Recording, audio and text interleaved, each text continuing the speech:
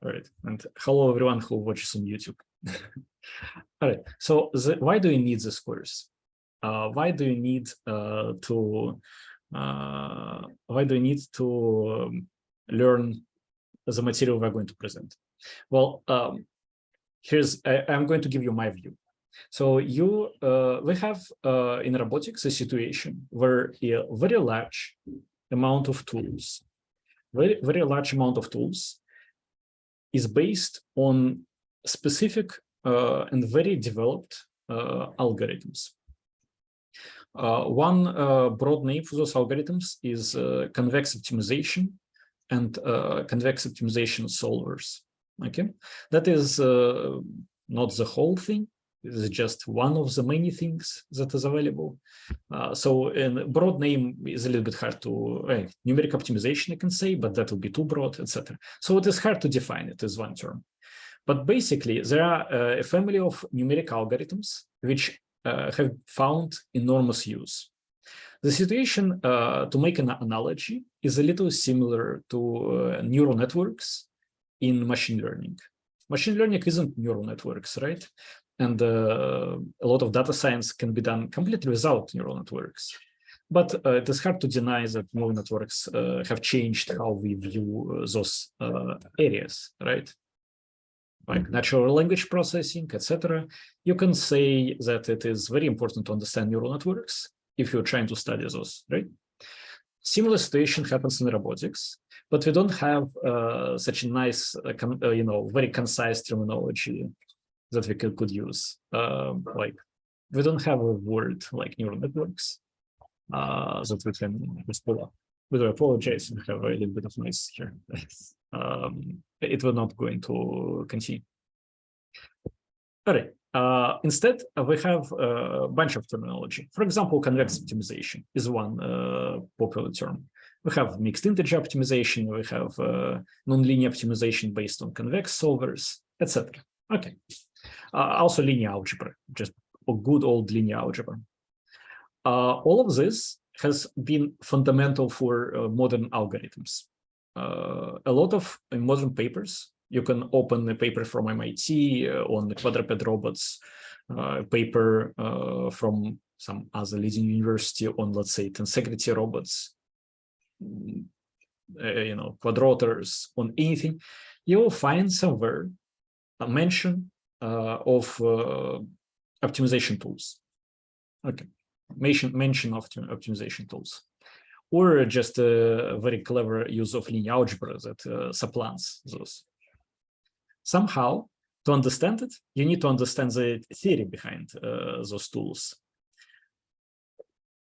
It is everywhere. It is fundamental for pretty much anything people do, at least for a broad range of topics. And that is what I'm going to give you in this course. I'm going to give you information about convex optimization, basic methods, the ideas behind them. I'm going to give you basics of linear algebra related to SVD, so fundamental subspaces, projectors, other things related to orthogonal decomposition, least squares. I'm going to give you a little bit of worst case scenario questions like max optimization, mixed integer, SDP and LMI. Those are things that are currently used in high-level linear control, and so on. Quite a lot of algorithms. Those methods that I'm going to give you are going to cover areas from path planning to segmentation of free space into obstacle-free regions, from low-level control to MPC to decision-making on a higher level. Some of those things are instrumental in just somewhere deep inside the software for some very minor operations. Some of those can be used in large-scale data analysis in parameter estimation. So the applications is everywhere in robotics, pretty much. And we're going to get all of those. I think a more correct name for this course would have been convex optimization. However, the course is not just convex optimization. I'm going to give you mixed integer, I'm going to give you algebra, so it's not exactly convex optimization. But I'm basically using this opportunity of the slight ambiguity that I may be forcing into the name of the course to give you what I think are intelligent computational methods that are currently absolutely necessary in robotics. So that is my way of interpreting the title of the course. Classically, this course would have contained fuzzy logic and genetic algorithms and neural networks. However, I hope that neural networks is already covered by a different course, and genetic algorithms, if you're going to have a course on reinforced learning, that is like evolutionary algorithms, those modern modifications for genetic algorithms, they will be covered there. All right, that is kind of like a little bit broad discussion, philosophy, etc. So what I want is this, right? That's what I was talking about. For you, by the way, in many ways, it would be just to go from, you have a tool, library, you'll go from hoping it would work for you to knowing exactly how it is, how it works, and being able to be sure that's going to work. Okay. And you know, why we want it, I think I said enough about that. All right. Good. Now, I think all this talk is not going to be convincing unless I show you at least some, you know, some aspect, at least small aspect of what the thing can do, right? When we talk control theory, I can tell you, oh, quadrata flies. It flies because of control theory. Now I need to show you something like that for computational intelligence. All right, let me show you one example. Here, consider a problem. This kind of problem, I think, is fairly easy to understand, right? You want to minimize a function of x, quadratic function in this case. Can be kinetic energy, quadratic functions exist everywhere. Can be some weighted distance, anything, right? There are many quadratic functions out there. So I want to minimize quadratic function subject to linear constraints. What are those linear constraints? Well, it means that x has to lie on this hyperplane. This linear expression here constitutes a hyperplane, right? So this is a hyperplane. This is the paraboloid for which we want to go down. All right, let's be more concrete. All of this sounds a little bit too artificial, right? So to be more concrete, here is a concrete example. We have what do you call it? This is what we want to minimize: x1, x2, x3, and it is subject to this hyperplane. So we want to minimize this quadratic function, and is subject to this condition. Right. Okay. Good. Do we know how to solve this type of problem? Do you know how to solve this type of problem? Yeah, some Lagrange multiple or Newton method to minimize these things, maybe. So Lagrange multipliers, for example, we could use. Yeah. Okay. So you would add the Lagrange multiplier to here, right? Rewrite it as how do you put it? Like this -1 times Lagrange multiplier added to the cost function and find the minimum, extremum, and that's how you solve it, right? Sounds good. Sounds good. That's an analytical solution. What if you want to solve it numerically? How would you solve it numerically? in MATLAB, in Python, in C++. Let's say it's something you have to solve online as your robot works. You cannot solve it by hand because coefficients change. Maybe you can find like a closed loop solution, like closed loop form of the solution, but closed loop, what I'm talking about, like analytical expression for the solution. But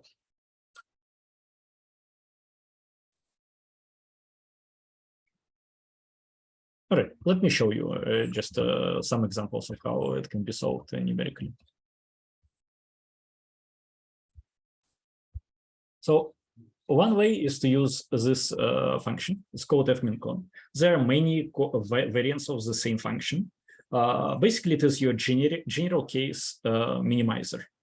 You tell it minimize this function subject to this constraints. F is a function, min minimize, con constraints. Okay. Function minimizer with constraints. Okay. So you have the same in Python. I just give MATLAB examples here. In Python, you would have multiple of those. One of the interesting aspects of fmincon is that it uses convex optimization. We'll talk about it later, but it kind of pretends as if the problem is convex. All right, so here's how you do it.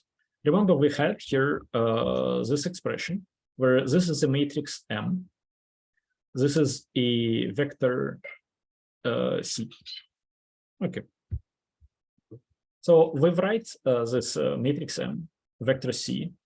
We have Y. What is Y? Y is this one, right? Okay. So we have those, and we can write the function that we want to minimize like this: X transpose MX. That is literally the code in MATLAB. That's how we would write. This thing here is a lambda function in MATLAB. That's how lambdas are created in MATLAB. If you know what lambdas are. If you don't, it's the lambdas is kind of like how to declare a function without writing a block of text. It's kind of like function on the fly, function that is declared on the fly.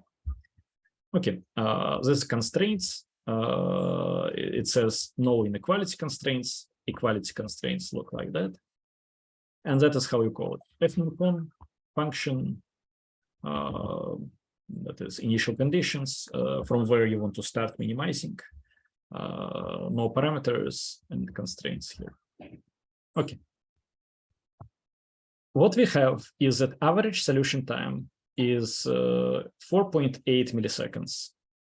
On some computer, it was on my computer done some years ago, so, you know, we will just treat it as a reference. 4.8 milliseconds.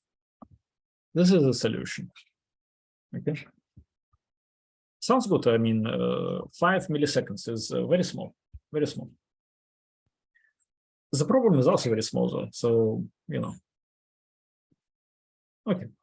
Now let's consider something else. Here we can use a different function called quadprog. This function is specifically built to handle this type of problems. So before we were using a generic function, we were using a function that is built for anything.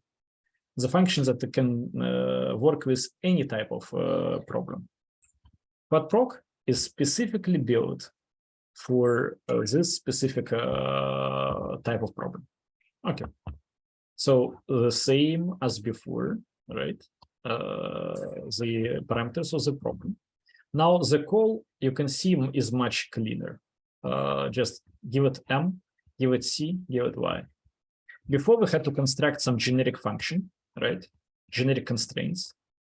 Now we directly give it M, C, and Y. You can see that this function knows the structure of the problem. Okay, the average solution is 0.56 milliseconds, 10 times faster. 10 times faster. I think you can immediately understand why, if you wanted to actually do it in practice, this would make a difference. 10 times faster. So it means that all the saved time can be used for something else. Right? For one thing, it saves energy, of course, but more importantly, modern control loops, their stability is often dependent on their frequency, update frequency. You can find it in the best papers on various robotic systems.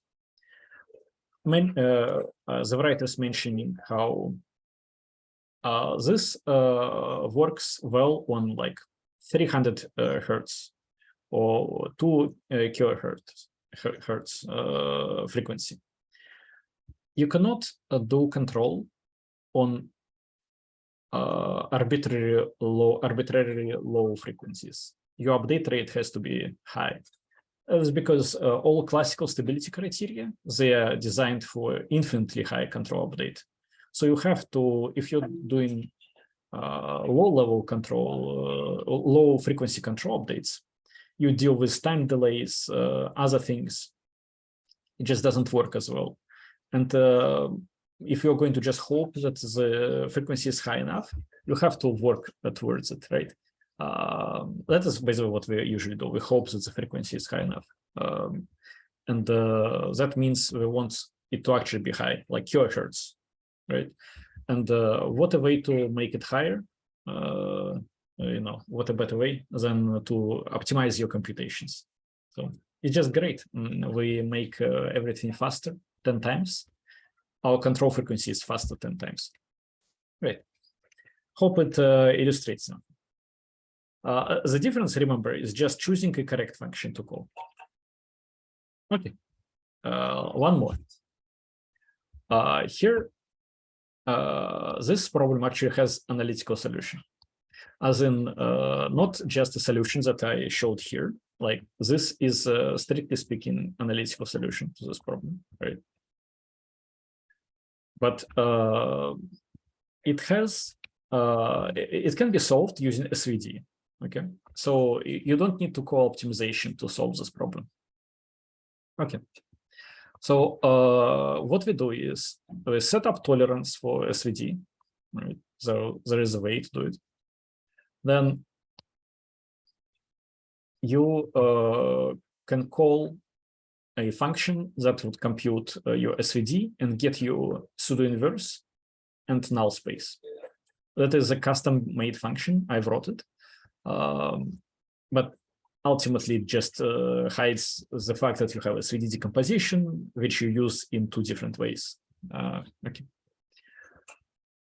And then you do this. Like this. If you look at it, let me do it this way. If you look at this part, you will probably tell me that it looks a little bit like, a random collection of numbers, because, it is quite random, quite strange. Well, why?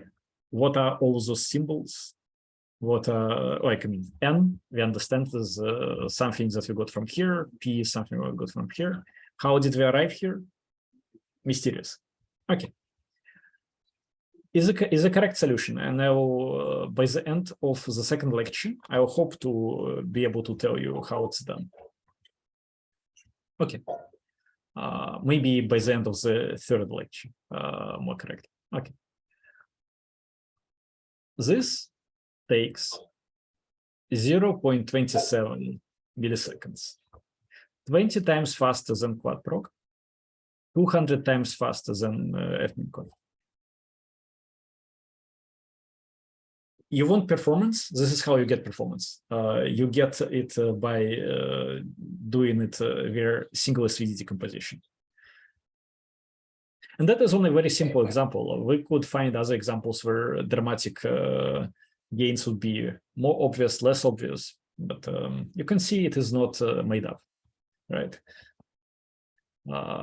So you would see this very similar situations on more variables, on less variables. Okay.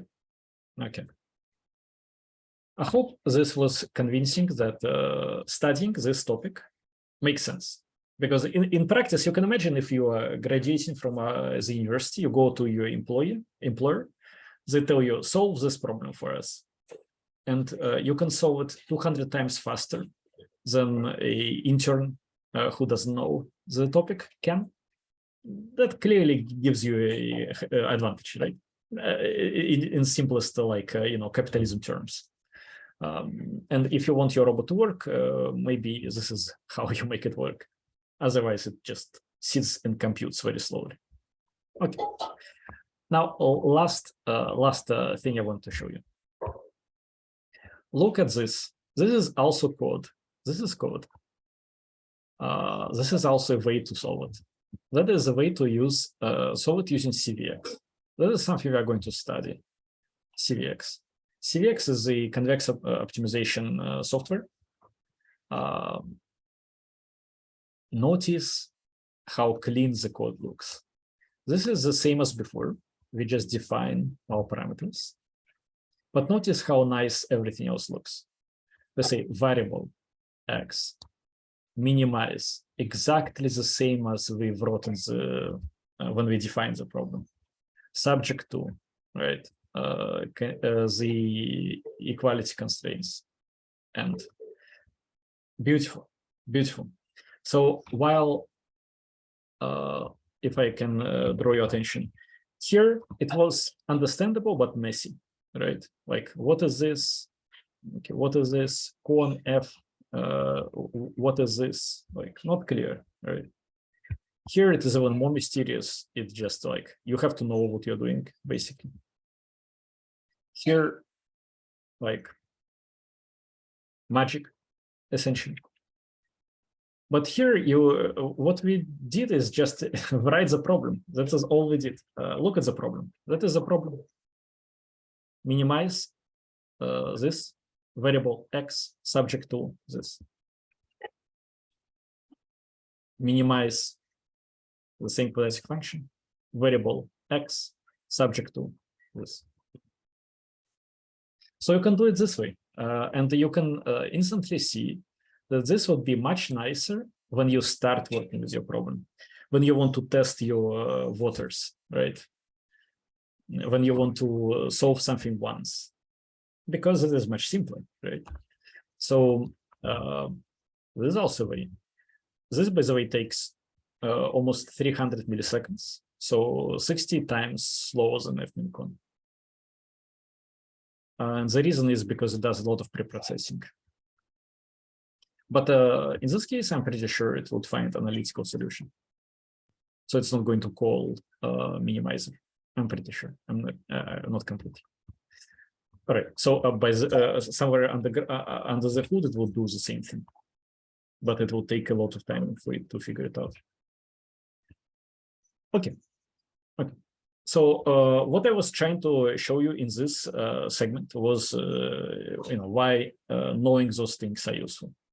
I hope this really motivated you, because next we're going to dive deep into algebra, and you will need all your motivation to survive. Okay, it's going to be very hard and a very long dive.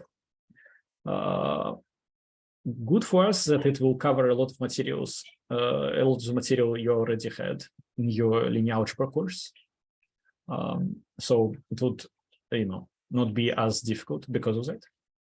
But it would also be necessary to get through it. Is just key component of using these tools. So in case you're not motivated, you can ask me anything, and I will try to provide any additional information. Or even if you are motivated but you want to know something, well, it's time to ask the questions.